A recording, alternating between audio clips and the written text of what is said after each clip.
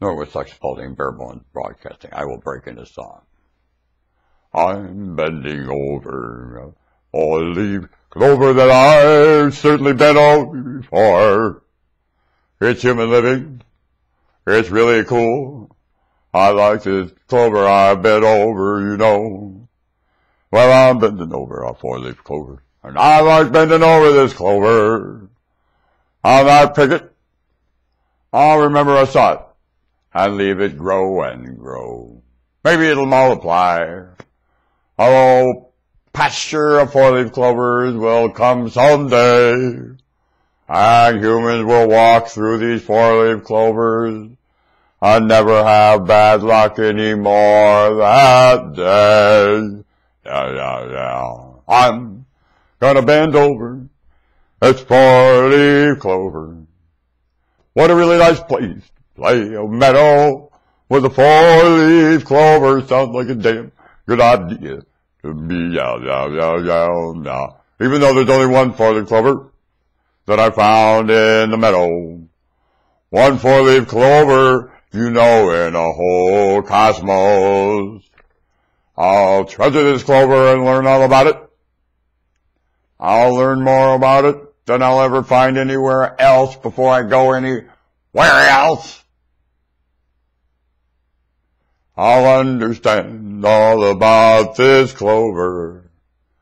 A frequency changing contraption, you know it has lines, the flux expanding and contracting, and a grid on the surface, you know, boom, boom, boom, boom, boom, boom, boom, boom. What if, when humans go underground and live inside, this becomes like an amplifier tube with a grid inside? Dun, dun, dun, dun, dun, dun, down.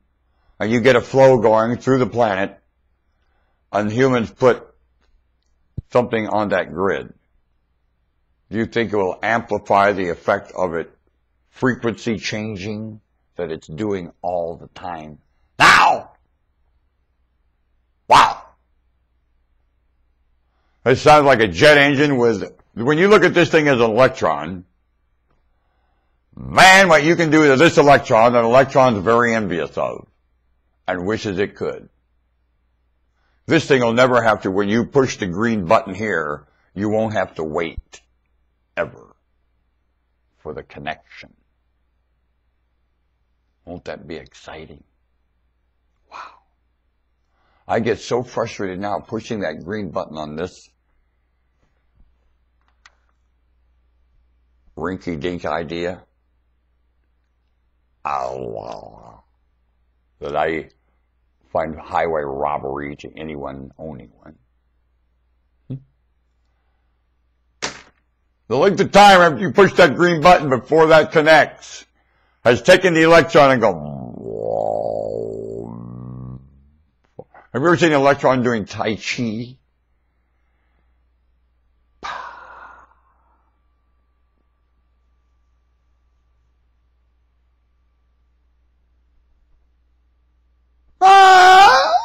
And then sometimes I go, ow!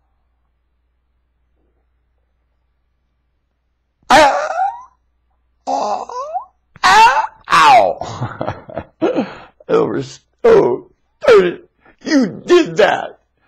And sometimes the puka gives me such a snap. You ever get snapped that punch? It doesn't have the same. See, here's what you have to do at the same time you learn to snap the punch. Get yourself a Makawara board. And it's like a 2x4 that you put padding on, put a mirror behind it, stack it with cement block. Yeah. Now you stand in front of this, planted, in the right stance, of course, and you hit this thing. I'll do that. And remember, visualize through the 2x4 when you hit it.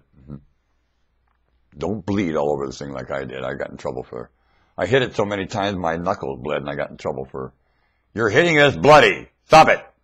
I had to go wait till my knuckles. My knuckles were bleeding. I got in trouble for bleeding on the microwire board. Well, I'm tender. I was really giving it what I had. This guy that taught me, when he hit this board, the town shook. Yeah, it was something. That whole board went, wow!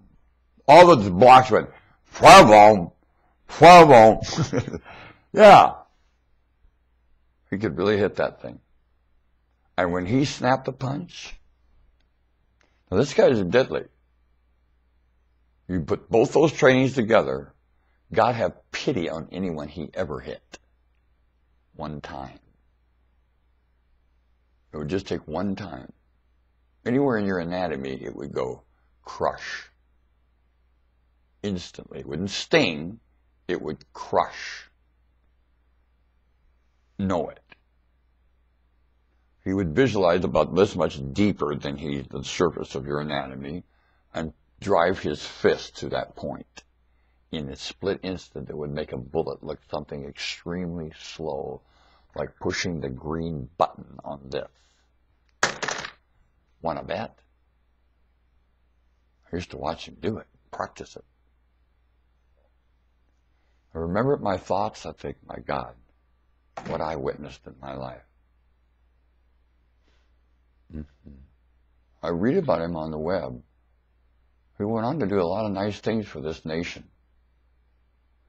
I consider him a priceless human being. They call him a professor. Indeed. I've been to class.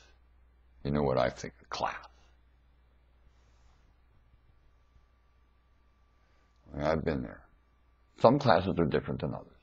That is for sure. I couldn't say that about my algebra teacher, Mrs. Duvendeck. On the other hand, she was very prepared, all right, to intimidate about everyone that tried to understand anything she said. This man did not intimidate you at all, ever. In fact, he had such a sense of humor that no one was ever intimidated in his class, ever. Unless you were intimidating, and then you might get, just while he was laughing, he would intimidate you.